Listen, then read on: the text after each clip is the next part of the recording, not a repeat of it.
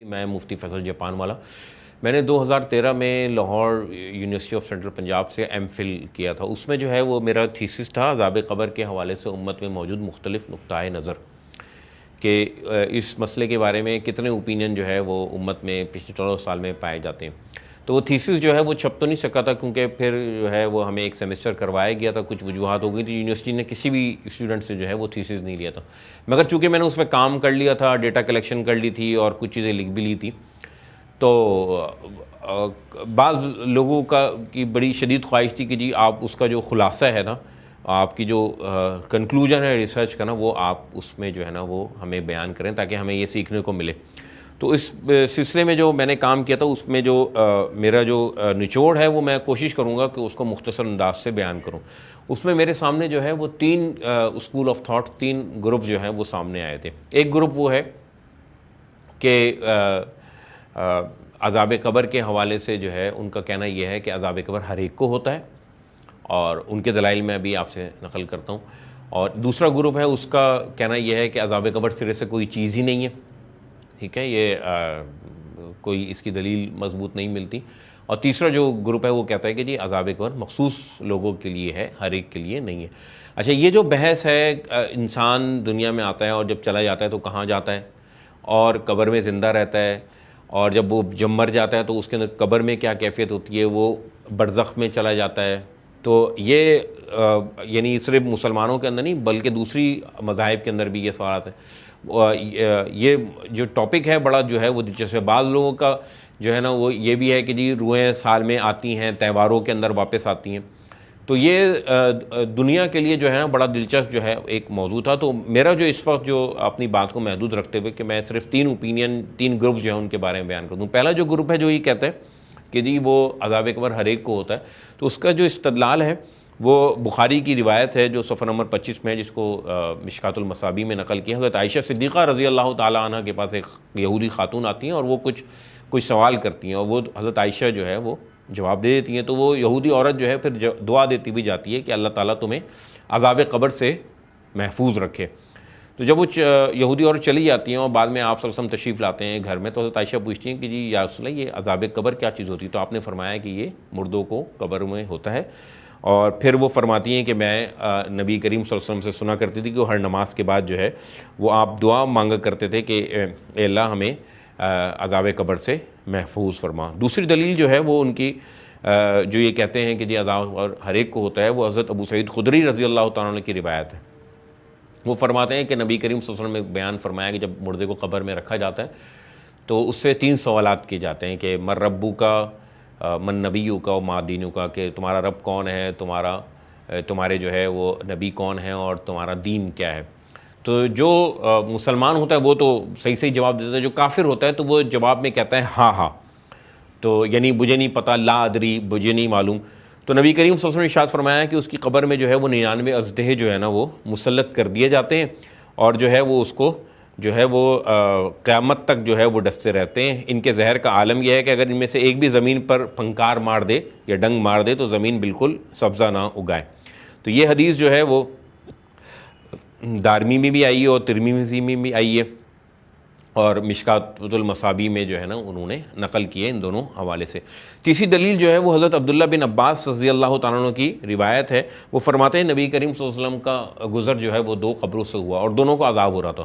تو آپ صلی اللہ علیہ وسلم نے فرمایا کہ ان دونوں کو عذاب کسی بڑی وجہ سے نہیں ہو رہا, بلکہ ایک کو عذاب جو ہے وہ چغلی کرنے کی وجہ سے ہو رہا ہے, اور دوسرے کو جو ہے عذاب پیشاب کی چھینٹیں سے نہ بچنے کی وجہ سے ہو رہا ہے. تو پھر آپ صلی اللہ علیہ وسلم نے جو ہے وہ ایک درخت کی ایک تازہ ٹہنی توڑی اور دونوں کو آدھا کیا, اور ایک کو ایک قبر پہ اور دوسری کو دوسری قبر پہ لگایا.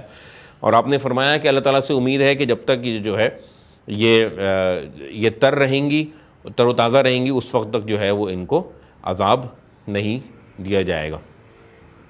تو یہ ایک اور روایت ہے. تیسری روایت جو ہے وہ حضرت ابو سعید خدری رضی اللہ تعالیٰ عنہ سے ہے, اور وہ بھی اسی طرح کی روایت نقل کرتے ہیں کہ کافر جواب میں جو ہے وہ ہاں ہاں کہے گا, اور پھر اس کی قبر جو ہے وہ تنگ کر دی جائے گی, یہاں تک کہ ایک پسلیاں دوسری پسلیوں کے اندر جو ہے وہ مڑ جائیں گی, دب جائیں گی, اور یہ سلسلہ قیامت تک جاری رہے گا. اور پھر پانچویں جو دلیل ہے ان کی وہ حضرت عبداللہ بن عمر رضی اللہ تعالیٰ عنہ کی روایت ہے کہ جو یہ فرماتے ہیں کہ نبی کریم صلی اللہ علیہ وسلم نے فرمایا کہ جمعے کے دن جو ہے وہ جس کا انتقال ہوتا ہے تو اس کو جو ہے وہ اللہ تعالیٰ جو ہے وہ قبر کے فتنے سے یعنی اس کے عذاب سے جو ہے اللہ تعالیٰ محفوظ رکھتا ہے. اور یہ روایت جو ہے وہ مسند احمد کے اندر بھی آئی ہے اور ترمذی کے اندر بھی آئی ہے، اور بابو ما جاء فی من مات یوم الجمعۃ کہ جس کا انتقال جمعے کے دن ہو. تو یہ 5 دلیلیں جو ہیں وہ نقل کرتے ہیں. اس طرح کی اور کئی روایات ہیں جو آپ کو مختلف کتابوں میں مل جائیں گی. ایک بہت مشہور کتاب ہے مرنے کے بعد کیا ہوگا، مولانا عاشق الہی صاحب بلند شہری کی، اس کو بھی دیکھا جا سکتا ہے ان دلائل کے لیے. البتہ ان کا جو دلائل جو ہیں وہ ساری جو ہے وہ حدیث مبارکہ سے لی گئی ہیں. تو پہلا گروپ جو تھا وہ یہ تھا. دوسرا گروپ جو ہے جس کا کہنا یہ ہے کہ جی عذاب قبر سے کوئی چیز ہی نہیں ہے، تو اس کے جو دلائل ہیں وہ جو ہے دلائل میں جو ہے وہ سب سے پہلی جو وہ بات کرتے ہیں وہ کہتا ہے کہ جی قرآن کریم میں اللہ تعالیٰ نے جو ہے کسی بھی مقام پر کسی بھی جگہ پر عذاب قبر، لفظ عذاب قبر کا ذکر ہی نہیں کیا ہے. یعنی مرنے کے بعد جب انسان قبر میں ڈالا جائے گا تو وہاں بھی اس کو کوئی زندگی ملے گی یا وہاں کوئی حساب کتاب ہوگا، تو یہ اللہ تعالیٰ نے کوئی بات اس طرح کی نہیں کہی ہے. بلکہ جو قرآن کریم میں اللہ تعالیٰ نے جو ہدایات ہمیں دی ہیں اس سے لگتا ہے کہ جب ہم مر جائیں گے تو مرنے کے بعد قبر میں ہم بالکل ایسے ہوں گے جیسے سو رہے ہوں، اور قبر میں نہ حساب و کتاب ہوگا نہ ہمیں اٹھایا جائے گا. اور ان کے جو دلائل ہیں وہ ہم اس کو دیکھتے ہیں. ان کی پہلی دلیل یہ ہے کہ وہ کہتے ہیں کہ جی اللہ تعالیٰ فرماتے ہیں کنتم امواتا فاحیاکم، تم مردہ تھے ہم نے تمہیں زندہ کیا. ثم یمیتکم، پھر ہم تمہیں موت دیں گے. ثم یحییکم ثم الیہ ترجعون، پھر ہم تمہیں زندہ کریں گے اور تم ہماری طرف لوٹو گے. تو یہ سورہ بقرہ کی آیت نمبر 28 ہے جس کو وہ کہتے ہیں کہ انسان کو 2 زندگیاں اللہ تعالیٰ نے دی. پہلے ہم مردہ تھے یعنی پانی کی صورت میں، مٹی کی صورت میں، اناج کی صورت میں، چاول دال کی صورت میں تھے، گندم کی صورت میں تھے. اب اللہ نے ہمیں زندگی، تو ہماری یہ پہلی زندگی ہے، اور ہمیں دوسری زندگی ملے گی قیامت کے دن، اور اس دن ہم اللہ کے آگے جواب دہ ہوں گے. دوسری دلیل جو ہے وہ ان کی یہ ہے دوسرے گروپ کی، وہ کہتے ہیں کہ جی سورہ مومن میں اللہ تعالیٰ فرماتے ہیں آیت نمبر 11 ہے کہ کافر جہنم کے اندر یہ کہیں گے کہ اے اللہ تو نے ہمیں 2 موتیں دیں اور 2 زندگیاں دیں. قالوا امتنا اثنتین واحییتنا اثنتین، تو نے ہمیں 2 موتیں دیں 2 زندگیاں دیں. فاعترفنا بذنوبنا، ہم اپنے گناہوں کا اعتراف کرتے ہیں. فہل لنا من خروج، کہ کوئی ہمارے لیے نکلنے کی جو ہے وہ کوئی راستہ ہے، کوئی سبیل ہے جہنم سے. تو وہاں پہ بھی اللہ تعالیٰ جو کافروں کا قول نقل کر رہے ہیں وہ یہ ہے کہ اللہ نے تمام انسانوں کو جہنم میں جانے تک 2 زندگیاں 2 موت دی ہیں. تو ان کا کہنا یہ ہے کہ پہلی زندگی یہ ہے، دوسری زندگی قیامت کے دن ہمیں ملے گی. تو تیسری زندگی کا کہیں کوئی ذکر ہی نہیں ہے کہ ہم قبر میں زندہ کیے جائیں گے اور قبر میں جو ہے نا وہ ہم سے حساب کتاب ہوگا. اور تیسری دلیل یہ ہے کہ وہ سورہ زمر کی آیت نمبر 30 ہے جس میں نبی کریم صلی اللہ علیہ وسلم کو اللہ تعالیٰ فرماتے ہیں کہ انک میت و انہم میتون، کہ آپ پر بھی موت آنی ہے اور ان سب پہ بھی موت آنی ہے. پھر اگلی آیت ہے آیت نمبر 31، ثم انکم یوم القیامت عند ربکم تختصمون، پھر تم اپنے رب کے پاس جو ہے اپنا جھگڑا لے کر جو ہے قیامت کے دن حاضر ہوگے، تم جب قیامت کے دن اٹھائے جاؤ گے. تو وہ کہتے ہیں کہ جی قرآن کریم میں ہے کہ مرنے کے بعد اس دنیا میں جو موت آئے گی تو ہمارا جو اٹھنا ہوگا وہ قیامت کے دن ہوگا.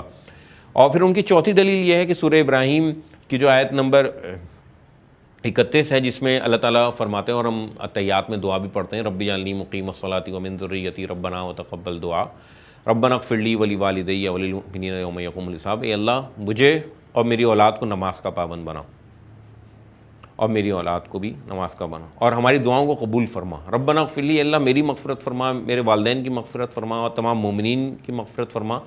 یوم یقوم الحساب، جس دن تو حساب کے لیے کھڑا کرے لوگوں کو. تو وہ کہتے ہیں کہ جی حساب کتاب قرآن کی روح سے قیامت کے دن ہوگا، نہ کہ قبر کے اندر ہوگا.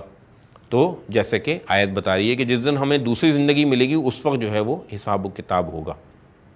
یہ ان کی چوتھی دلیل ہے. ان کی پانچویں دلیل یہ ہے کہ وہ کہتے ہیں کہ جی اللہ تعالیٰ جو ہے وہ سورہ یاسین میں فرماتے ہیں کہ جب قیامت کے دن سور پھونکا جائے گا، وَنُفِخَ فِي الصُّورِ فَإِذَا هُم مِّنَ الْأَجْدَاثِ إِلَىٰ رَبِّهِمْ يَنسِلُونَ، پھر جب لوگ اٹھ کر جو ہے اپنے رب کی طرف دوڑنے لگیں گے تو لوگ یہ کہیں گے یا ویلنا من بعثنا من مرقدنا، کس نے ہمیں ہماری قبروں سے جو ہے وہ ہماری خوابگاہوں سے ہمیں اٹھا دیا ہے۔ تو ان کا کہنا یہ ہے کہ جب انسان مر جاتا ہے تو وہ بالکل ایک نیند میں چلا جاتا ہے، گہری نیند کے اندر، جس کو باہر کی دنیا کا کچھ پتہ نہیں ہوتا۔ جب قیامت کے دن اٹھنا ہوگا تو وہ آنکھ کھلے گی نیند سے۔ تو اگر عذاب قبر ہو رہا ہے اور اس پر جو ہے وہ عذاب مسلط ہے تو وہ تو پھر جاگ رہا ہوگا نا، تو اس کو یہ کہنے کی ضرورت ہی نہیں تھی کہ جی کس نے اٹھا دیا ہمیں ہماری ابدی آرام گاہوں سے، ابدی نیند سے۔ قالوا یا ویلنا من بعثنا من مرقدنا، اور جواب دیا جائے گا ھذا ما وعد الرحمن وصدق المرسلون، یہ وہی رحمان کا وعدہ ہے جو پورا ہو کے رہا اور رسولوں نے سچ کہا تھا۔ تو یہ دوسرے گروپ کی دلیل ہے جو یہ کہتا ہے کہ قرآن کریم کی اس طرح کی اور بہت سی روایات ہیں جس سے وہ استدلال، یعنی بہت سی آیات ہیں جن سے وہ استدلال کرتا ہے۔ یہاں پہ میں نے دوسرے گروپ کی بھی آپ کو 5 دلیلیں جو ہیں نا وہ نقل کر دی ہیں۔ تیسرا گروپ جو ہے وہ یہ کہتا ہے کہ جی عذاب قبر ہے مگر مخصوص طبقے کے لیے۔ اس کی جو دلیل ہے وہ بھی بڑی دلچسپ ہے، وہ بھی قرآن کریم سے استدلال کرتا ہے۔ ان کی سب سے پہلی دلیل یہ ہے کہ اللہ تعالیٰ یہ فرماتے ہیں کہ وَلِكُلِّ أُمَّةٍ الرَّسُولُ، کہ ہر امت کے لیے ایک رسول ہے۔ فَإِذَا جَاءَ رَسُولُهُمْ، جب ان کا رسول آ جاتا ہے، قُضِيَ بَيْنَهُمْ بِالْقِسْطِ، تو ان کا فیصلہ کر دیا جاتا ہے عدل کے ساتھ، وَهُمْ لَا يُظْلَمُونَ، اور ان پر کوئی ظلم نہیں کیا جاتا۔ تو ان کا کہنا یہ ہے تیسرے گروپ کا کہ جن قوموں کے اوپر رسول مبعوث ہو جاتے ہیں تو اور رسول جو ہے وہ خدا کی طرف سے عدالت بن کر آتے ہیں۔ خدا کی طرف سے عدالت بن کے آنے کا مطلب یہ ہے کہ جب وہ زمین پر آتے ہیں تو اس وقت اس قوم کا فیصلہ زمین پر کر کے جاتے ہیں۔ اب ان کے سامنے 2 ہی طبقے ہوتے ہیں، فَمِنْكُمْ کافر وَمِنْكُمْ مُؤْمِن، یا تو کافر ہوتے ہیں انکار کرنے والا ہی ہے، یا مومن ہوتے ہیں ایمان لانے والے۔ تیسرا طبقہ جو ہے وہ کوئی نہیں ہوتا۔ تو وہ استدلال کرتے ہیں کہ عذاب قبر صرف ان لوگوں پر ہوتا ہے کہ جو رسول کے زمانے پر ہوں، اور قرآن کریم میں وہ کہتا ہے کہ جب بھی اللہ تعالیٰ نے رسول بھیجیں اور رسول کی نافرمانی ہوئی ہے تو نہ ماننے والوں پر عذاب دنیا میں آیا ہے۔ سب سے پہلے جو ہے وہ عذاب جو ہے وہ حضرت نوح علیہ السلام کی قوم پر آیا ہے، پھر حضرت لوط علیہ السلام کی قوم پر، پھر حضرت عاد، اور پھر حضرت سمود علیہ السلام کی قوم پر، قوم عاد پر آیا، اور قوم صالح پر آیا، اور پھر جو ہے وہ حضرت موسیٰ علیہ السلام کی جو قوم ہے ان پر پانی کا عذاب آیا، یعنی ان کے نافرمانوں کو، فرعون کو اور ان کے نہ ماننے والوں کو پانی میں ڈبو کے غرق کر دیا گیا۔ تو جس قوم پر رسول آ جاتا ہے، اور پھر آخر میں نبی کریم صلی اللہ علیہ وسلم پر بھی اللہ تعالیٰ کی سنت جاری رہی، کیونکہ اللہ تعالیٰ کی سنت میں کوئی تبدیلی نہیں ہوتی۔ اللہ تعالیٰ خود فرماتے ہیں کہ وَلَن تَجِدَ لِسُنَّتِ اللَّهِ تَبْدِيلًا، تم میری سنت میں ہرگز تبدیلی نہیں پاؤ گے۔ تو نبی کریم صلی اللہ علیہ وسلم کی قوم نے بھی جب ان کی نافرمانی کی تو عذاب آیا۔ عذاب کی نوعیت جو ہے وہ تبدیل ہوتی رہی، جیسے میں نے کہا کہ قوم نوح پہ پانی کا عذاب آیا، طوفان آیا، اور دوسری قوم پر کسی پر جو ہے وہ پتھروں کا عذاب آیا، حضرت لوط علیہ السلام کی قوم پر کسی پر تیز ہواؤں کا آیا، اور کسی پر جو ہے وہ اللہ تعالیٰ نے زمین پر جو ہے نا ان کو دھسا دیا، قارون کے ساتھ جیسے ہوا تھا۔ تو نبی کریم صلی اللہ علیہ وسلم کے نہ ماننے والوں پر جو عذاب آیا وہ تلوار کا عذاب آیا، جس کو اللہ تعالیٰ خود فرماتے ہیں کہ سورۃ توبہ کے اندر، سورۃ توبہ کی آیت نمبر 14 ہے، وَقَاتِلُوهُمْ يُعَذِّبْهُمُ اللَّهُ بِأَيْدِيكُمْ، کہ آپ قتل کیجئے، اللہ تعالیٰ عذاب دینا چاہتا ہے آپ کے ہاتھوں کے ذریعے سے۔ قَاتِلُوهُمْ يُعَذِّبْهُمْ اللَّهُ بِأَيْدِيكُمْ وَيُخْزِيهِمْ وَيَنصُرُكُمْ وَيَشْفِي صُدُورَ قَوْمٍ مُؤْمِنِينَ، اور آپ اس کے بعد جو ہے وہ مومنین کو شفا عطا کرے گا۔ تو اللہ تعالیٰ یہ کہہ رہے ہیں نبی کریم صلی اللہ علیہ وسلم کو کہ آپ قتال کیجئے، تو یعنی نبی کریم صلی اللہ علیہ وسلم کے نہ ماننے والوں پر تلوار کا عذاب آیا، اور خود اللہ تعالیٰ الفاظ استعمال کر رہے ہیں کہ اللہ تعالیٰ عذاب دینا چاہتا ہے آپ کے ہاتھوں کے ذریعے سے، یعنی آپ صلی اللہ علیہ وسلم اور صحابہ اکرام کے ہاتھوں کے ذریعے سے، یعنی جو ماننے والے ہیں ان کے ذریعے سے جو عذاب جو ہے وہ دیا گیا۔ تو یہ اللہ تعالیٰ کی جو ہے وہ سنت رہی ہے۔ تو اس طبقے پر جو نہ ماننے والا ہے نا، اس کا فیصلہ چونکہ دنیا میں ہو جاتا ہے تو دنیا سے ہی اس کے عذاب کا سلسلہ شروع ہو جاتا ہے۔ اور وہ ایک اور دلیل دیتے ہیں سورہ عنکبوت کی آیت نمبر 40 ہے، جس میں اللہ تعالیٰ فرماتے ہیں کہ فَكُلًّا أَخَذْنَا بِذَنبِهِ، کہ ہم نے ہر ایک کو ان کے گناہوں کی پاداش میں پکڑا۔ فَمِنْهُمْ مَنْ أَخَذْنَا بِذَنبِهِ وَمِنْهُمْ مَنْ أَرْسَلْنَا عَلَيْهِ حَاصِبًا، بعض پر ہم نے جو ہے نا وہ ہم نے پتھراؤ کی ہوا بھیجی، اور وَمِنْهُمْ مَنْ أَخَذَتْهُ السَّيْحَةُ، اور بعض کو ہم نے چنگاڑ نے یعنی چیخ نے پکڑ لیا، وَمِنْهُمْ مَنْ خَسَفْنَا بِهِ الْأَرْضِ، اور بعض کو ہم نے زمین میں دھسا دیا، وَمِنْهُمْ مَنْ أَغْرَقْنَا، اور بعض کو ہم نے ڈبو دیا، وَمَا كَانَ اللَّهُ لِيَظْلِمَهُمْ وَلَٰكِنْ كَانُوا أَنفُسَهُمْ يَظْلِمُونَ، اور اللہ تعالیٰ جو ہے وہ کسی پر ظلم کرنے والا نہیں تھا مگر یہی لوگ اپنے اوپر ظلم کرنے والے تھے۔ تو یہ ان کا کہنا یہ ہے کہ اس تیسرے گروپ کا، کہ وہ کہتا ہے کہ جس پر اتمام حجت ہو جاتی ہے، خدا کا فیصلہ صادر ہو جاتا ہے، تو ان کا عذاب دنیا سے ہی شروع ہو جاتا ہے۔ اور ان کی ایک دلیل جو ہے وہ جو سورہ مومن کی آیت ہے جس میں فرعون کے بارے میں اللہ تعالیٰ یہ فرماتے ہیں کہ اس پر جو ہے نا وہ جو عذاب ہے وہ صبح شام جو ہے نا وہ پیش کیا جاتا ہے، یعنی اس کو دکھایا جاتا ہے، اور وَيَوْمَ تَقُومُ السَّاعَةُ أَدْخِلُوا آلَ فِرْعَوْنَ أَشَدَّ الْعَذَابِ، اور قیامت کے دن جس کو جو ہے نا وہ سخت عذاب میں داخل کر دیا جائے گا۔